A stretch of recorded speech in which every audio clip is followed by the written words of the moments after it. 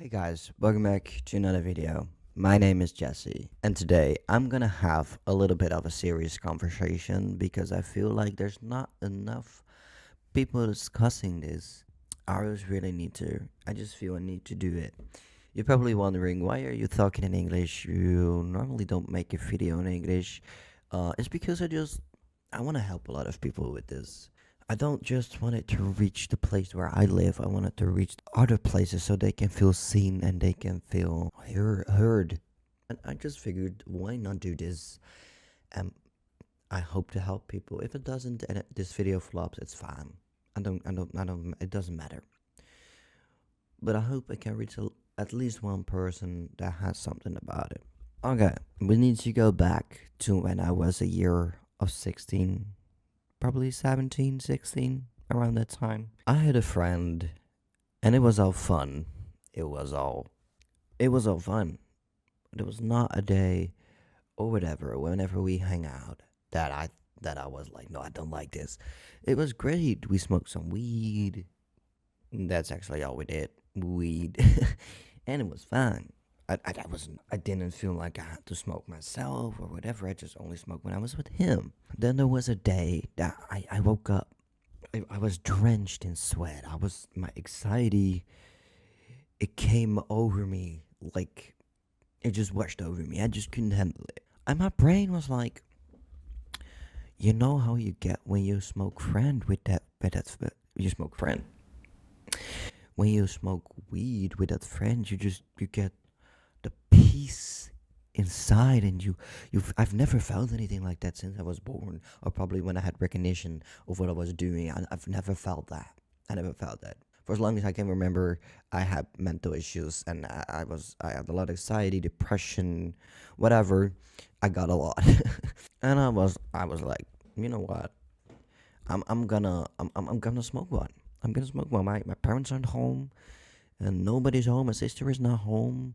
Let's just buy one. I searched up the nearest coffee shop. I went. I bought a joint pre-rolled, and I went home, sat in my room, light the joint up, and that's the moment, ladies and gentlemen, that I got addicted. That was the moment. The moment that I realized I want this every day.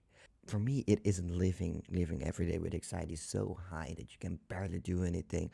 That you think everybody is against you. And I was like, hell yeah, dude. I can live with peace. So, well, it began with one every week to, like, very soon 12 a day. 12 a day. And it got worse and worse and worse. And at that point, I was so skinny, you could literally hold my wrist like that. You could just do that and you could fit around it. But even then, to me, it wasn't a problem. And you may ask, why not? You're getting so thin. You're getting weirder. You're getting addicted. You're looking like a junkie. How can you not see that? You know what it was? Finally, after what was 10 years, when everything began with my mental health, I finally felt a little bit of peace that I've wanted for 10 years. It was like a treasure. And you think I was gonna give that up? Going back to having everyday anxiety while having no friends and nothing to do because I lost contact with one friend. I lost contact, and he was my only friend, and I didn't have anybody else. At a moment, I began to get a little bit aggressive when my mother would say, like, Jesse, you're addicted. You need to stop. You need to go to a clinic. Get off that shit. And I was like, you want to fake away the one thing that is keeping me alive? It was like I got angry every time. I was like, why the fuck are you saying that? But I think it was also a mix of not being understand or understood. My mother was like, yeah, I know it's hard, but just quit. And I don't blame my mother for this. I have a very good connection with my mother now, a good relationship. But at that time, I was like, what? What? You saw how I was without the weed. I was having anxiety every every little minute. I had anxiety. Every minute of the day, I was scared. You want to take away that one thing that is keeping me alive and makes me actually enjoy life? You serious? Well, we had a lot of fights about it.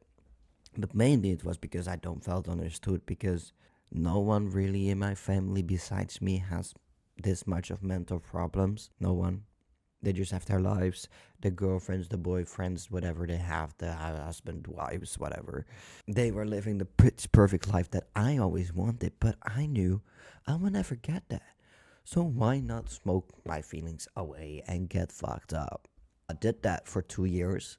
Then my mother got remarried. I'm not going into the whole why she remarried or what happened to my dad. I'm not gonna do that. At least not in this video. I don't want to talk about it. It's just doesn't add to the story I wanna tell. Well, she remarried, and she was like, and I still kind of am mad at her for that, because it saved my life, but it also did not. It also did not, because that's a feeling that I will never forget. She told me, Jesse, you have two options here. Number one, you quit smoking weed entirely, and you can come with us to where I live now. You can come to us. You can come with us. You get your own room. Or option number two, you can not quit smoking, keep smoking the weed, but become homeless. And I was like, my own mother is giving me those options? Be homeless? And to me, it was like a switch. A switch just came. I was like, you really wanna get me off the one thing that's keeping me alive. You want me to live in anxiety for the rest of my days and not smoke weed anymore. Well, I chose to come with them. I stayed sober for I think 6 or 7 months. It went great. Well, my feelings went great because instead of using weed, I was drinking alcohol right now. Which made everything worse because I don't like alcohol. It makes me do things that I'm not proud of, like like now when I drink, I'm happy. I'm like, yeah, nah, nah, nah, nah, and partying and shit. I don't do that a lot, but just sometimes. But then it was just like really to cope with my feelings, and it just no, it wasn't even. It was worse than the weed. But we got into a lot of fights, me and my mom, because as the months just went on, I just wanted to smoke, and I wanted to have a piece of quiet in that chaotic head of mine. And then I went to do it in secret. I went to do it in secret. And that was the most loneliest thing I've ever done in my entire life. I was alone every day, smoking secretly, always being so fed up by being caught. I just didn't want to get caught because that means they would take it away from me again. And nobody seems to understand what a hell of a ride it is to actually get clean, and what kind of emotions you will feel getting clean. Nobody knows that unless you have experienced it. And people can be okay about it, like want to help you, but the help that they're giving you is normally not that good because they get frustrated. Like you promised me, or you told me that you're gonna try quit smoking weed, and then at a point when it doesn't succeed for a few weeks, they're like, why can't you not just stop smoking weed? Like this and that, it's drugs, and you're doing this to yourself. Don't you see how bad you're getting? And that's just not what someone needs in that position. You just need to be there for them when they're getting clean. You cannot do it alone. You cannot do it alone. Because at the moment you're doing it alone and you succeed to manage 2 weeks without it, you're guaranteed gonna fall back at some point, and then that's gonna be worse for everybody. All I just wanted was someone to understand me. Like, I get where you're coming from. Your feelings are so much every day, so much every day. I'm sorry, I get a little bit emotional right here because this is a part that I miss and still miss, is understanding for people. They just go on with their lives, and you're just Jesse who's addicted.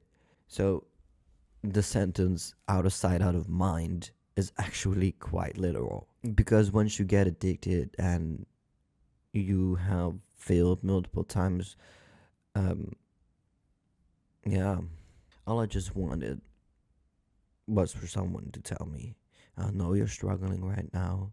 I know you're addicted, but it's gonna be okay. Your future is gonna be bright too. But nobody said that. Nobody believed that I was capable of sticking up with the weed. And then whenever I got, like, I had a few days where I was like, yeah, I can do it. I can do it. I can stop. I don't need it now. Then someone always comes along and said, you will fall back. You just have, you just have one day of being able to not do it, but you always fall back, so you will. But why the fuck do you give me that mentality? Because if you already tell me you're gonna fail again, how big is the chance that I will actually succeed? Well, I got addicted, and that's not even the end of the story because I got clean.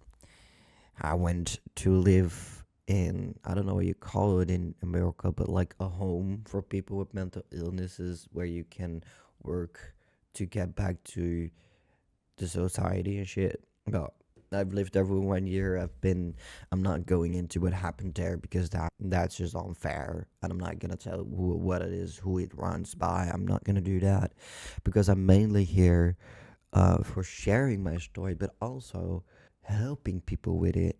Like, you're gonna be fine, even though I'm not even fine myself. I'm still in my addiction. I still sometimes smoke and slip up, but never fucking dare to forget you're okay.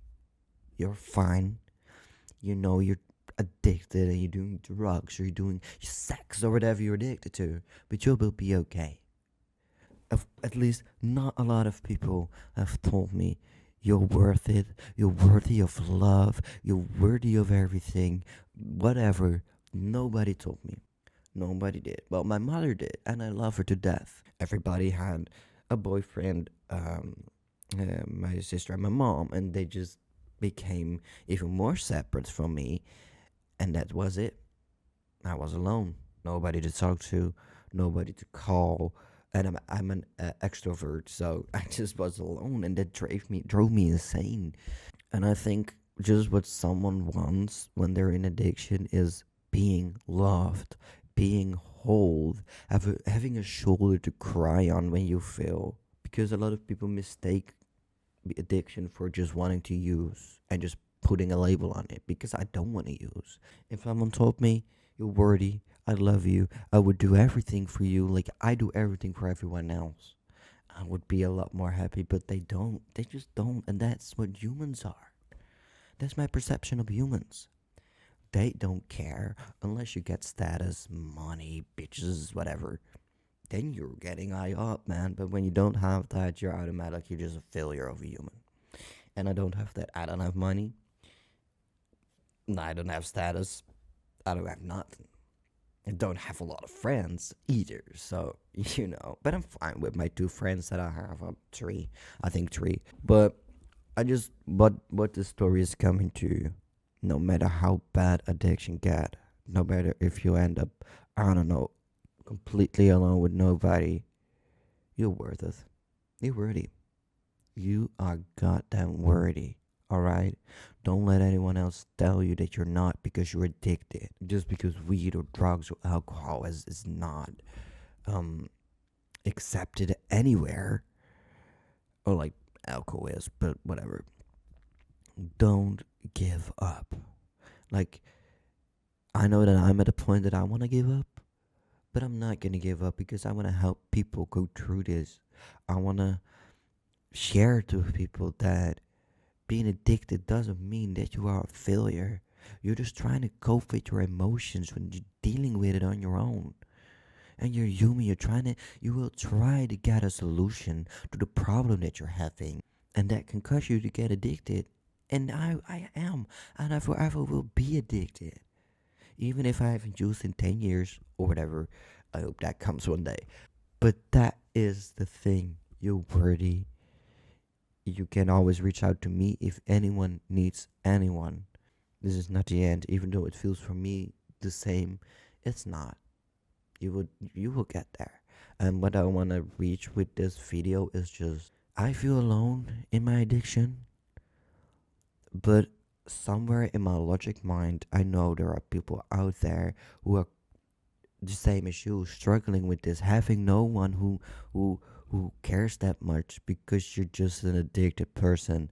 And I just want to show you, you're worth it. Addiction is a son of a hell of a bitch. People don't understand what it is, and people don't really care about what it is, because once you're a junkie, and you're just put at the trash. They will continue doing their life, and whenever you do something else to cope with your mental health, like being depressed and I don't know, jump off a building, then it's sad. Like, oh my god, she was so, or he or she was so depressed and she jumped off a building, and oh my god.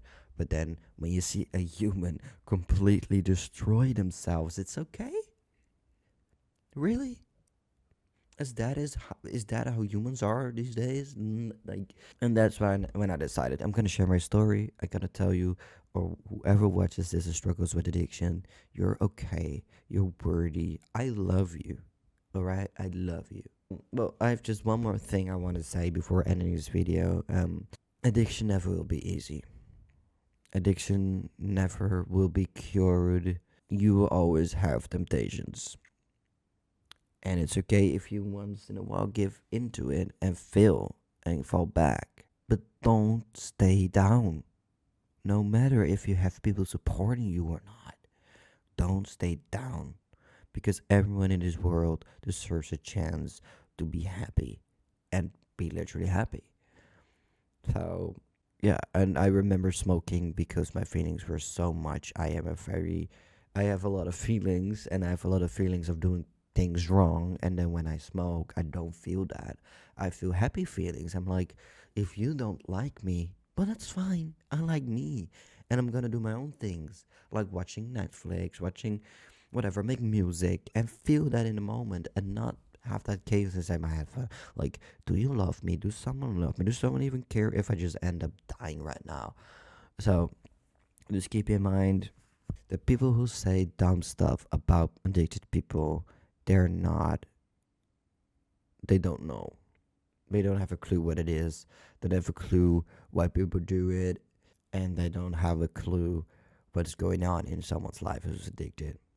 And don't ever tell someone who's addicted and fell back or had a relapse that they're weak, because they're not. Addicted people are most likely the strongest goddamn people in the goddamn world, because they're fighting themselves, they're fighting their family, that they're not understood. We're being pushed aside of the society because we're just junkies, and we just want to use drugs and don't do anything with our lives. And that's not true. At least for me, it's not true, and I think, and I actually know that it's not true for a hell of a lot of people. Well, that was my story. This is what I wanted to tell you. I love you guys, and I hope I've helped people with it. Bye.